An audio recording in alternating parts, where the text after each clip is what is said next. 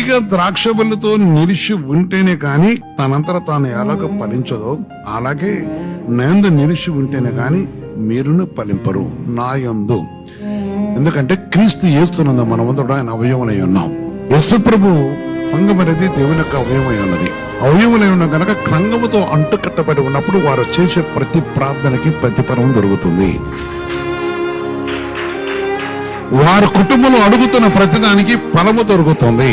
తీగను నేనను అంటే తీగైన సంఘము అంటే ద్రాక్షవులు నేనను గనక ఈ ద్రాక్షవులతో ఎవరైతే అంటు కట్టబట్టకు వారు సంఘముతో అంటు కట్టబడుతూ ఉంటారో వారికి ప్రతిఫలం దొరుకుతుంది.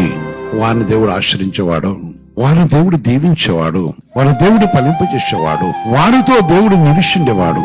సంఘము నుంచి వేరే అంటే నీవు దేవునికి రోజున క్రియలు కలిగి ఉన్నప్పుడు ఏమిటంటే అంతకు ముందున్న సాక్ష్యం తప్ప మరలా నీలో సాక్ష్యం పుట్టదు, దైవచిత్తాలు సాక్ష్యం పుట్టదు. ఆమేన్.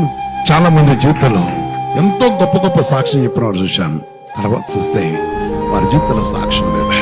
దేవుడు తన పరిశుద్ధమైన నామములో అంటు కట్టబడని తీగ అన్నాడు. అంటు కట్టబడాలి.